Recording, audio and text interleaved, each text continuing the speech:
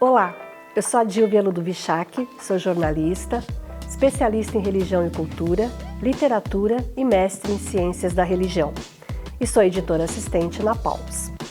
Hoje eu tenho a alegria de vir aqui apresentar a obra 1984, de George Orwell. Essa obra faz parte da coleção Literatura Universal e segue na esteira da primeira obra lançada, também de George Orwell, A Revolução dos Bichos. Para que a gente entenda um pouquinho essa proposta da coleção, vale contextualizar e vale dizer que para Paulus é extremamente importante a publicação dessas e de outras obras que farão parte, especialmente porque são obras que de alguma forma contribuem para a consciência e para a formação das pessoas, que é um dos objetivos e faz parte da nossa missão. Bom, antes de a gente entrar propriamente dito na obra, vale dizer também que essa obra, 1984, faz parte do gênero ficção científica, é uma ficção distópica, do subgênero ficção especulativa, ou seja, retrata um mundo futurista. Por que é distópico? Distópico é o contrário de utópico. Utopia é um termo grego cunhado por Thomas More em 1516 e retratava exatamente essa possibilidade de um mundo onde as pessoas vivessem com igualdade, com justiça, onde as pessoas se respeitassem, onde a solidariedade e a empatia fossem talentos ou fossem dons que regessem a vida das pessoas. E por isso, automaticamente, a tradução disso é nenhum lugar, porque aonde existiria um lugar com tantas boas qualidades? Então é um sonho, né? É um desejo que fica aí e que é explicado por Thomas More. Distopia é o oposto disso. É onde as pessoas vivem a desigualdade, onde não há justiça, a aglomeração, a fome, onde as pessoas umas usurpam as outras. Então, esse universo distópico escolhido é exatamente o retrato de um pós-guerra, né? Então ele pega o contexto da Revolução Francesa e cria um cenário, uma Londres, onde tudo isso acontecia e ao mesmo tempo tudo isso era supervisionado, era vigiado por um poder político totalitário, que queria provar a todo custo que esse cenário era um cenário ideal e que as coisas iriam bem, ou que as coisas estavam fluindo bem. E por conta disso, esse poder totalitário vai criar uma série de departamentos, né, e vai colocar pessoas à frente desses departamentos, que são pessoas que vão vigiar para que as coisas funcionem à medida da forma ou do jeito em que eles acreditam que deve ser. E vai criar aí uma série de pessoas, de líderes, né, obviamente também manipulados, vigiados o tempo todo para que defendam esse ponto de vista.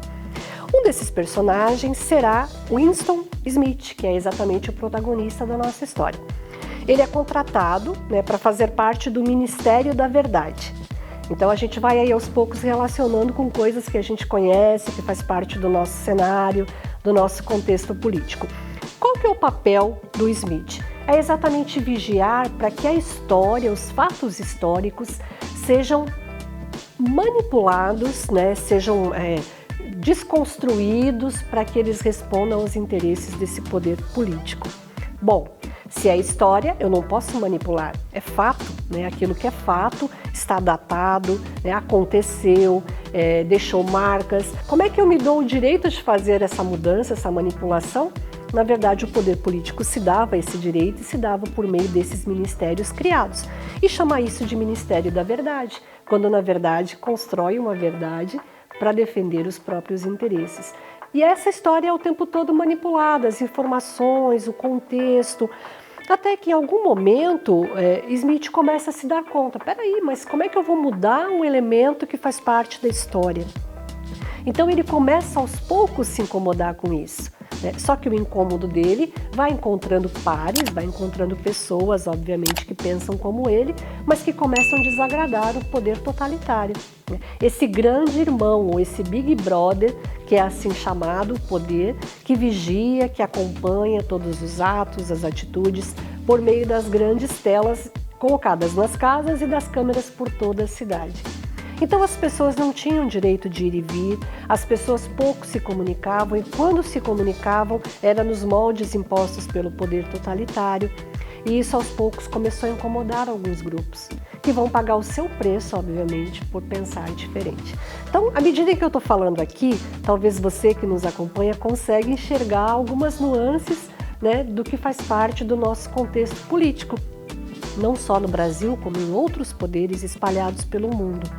Só que, ao mesmo tempo, a gente não pode se furtar a olhar também para o contexto histórico de onde George vem. Todo autor é fruto do seu tempo. Claro que George é caracterizado por um autor que consegue ver além, ele vislumbra além. Mas o que tem de interessante na obra por ele produzida, né, e que até os dias de hoje ela tem a dizer, porque ela é atemporal? George fala das relações humanas, onde tem seres humanos, existe manipulação, existem pessoas sendo manipuladas e existem pessoas que manipulam. E isso é desde sempre, é próprio do que é humano. Então, à medida em que ele escreve tanto a obra A Revolução dos Bichos, como eu falei anteriormente, como essa obra 1984, que nesse momento a gente está focando, ele vai retratar aquilo que faz parte da humanidade desde sempre, que é exatamente onde tem pessoas, tem ao mesmo tempo o desejo de poder, a sede de poder e às vezes a sede de poder a qualquer custo, né? Mesmo que isso passe por cima dos direitos, passe por cima daquilo que é próprio do ser humano e que deveria ser valorizado, deveria ser cuidado. A obra, ao contrário do que muita gente às vezes está habituada a ver nas obras de literatura, a gente finaliza uma história, uma leitura e às vezes o final é esperançoso, né? É utópico, a gente consegue enxergar, vislumbrar alguma coisa possível, uma transformação. Essa obra, eu não estou aqui querendo dar spoiler, mas ela não acaba com essa perspectiva, muito pelo contrário, né? Ela vai deixar claro que, poxa, as pessoas vão continuar se deixando manipular, outros vão continuar manipulando e outros tantos, graças a Deus, vão continuar despertando e tendo consciência crítica. E é interessante, vale dizer que na obra 1984, assim como todo o pensamento que permeia a produção do George Orwell, não há especificamente uma especulação ou uma defesa por um ou outro partido, mas ele desperta a nossa intenção para dizer que qualquer situação, qualquer lugar no mundo onde eu me encontre, né, e que eu me torne uma pessoa cega a ponto de não questionar as coisas positivas e as coisas negativas daquele ambiente, daquele partido, daquela religião, daquela forma de ver o mundo, se eu me tornar cega, se eu não questionar, automaticamente eu estou me deixando manipular também. Então é preciso nutrir o senso crítico, né, para que eu consiga pensar a respeito daquilo, enxergar, identificar e transformar. Então, devolve para o ser humano, devolve para o indivíduo o protagonismo e o direito de se pensar naquela situação, de refletir e de questionar. Então, essa eu diria que é um dos motes da produção de George Orwell.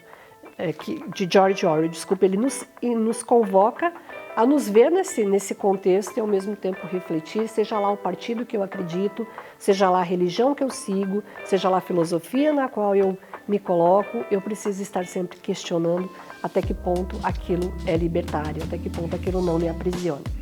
E por que a Paulus resolveu publicar as obras de George Orwell? Né? Você pode se perguntar aí, poxa, tantas editoras fizeram isso nos últimos 5 anos.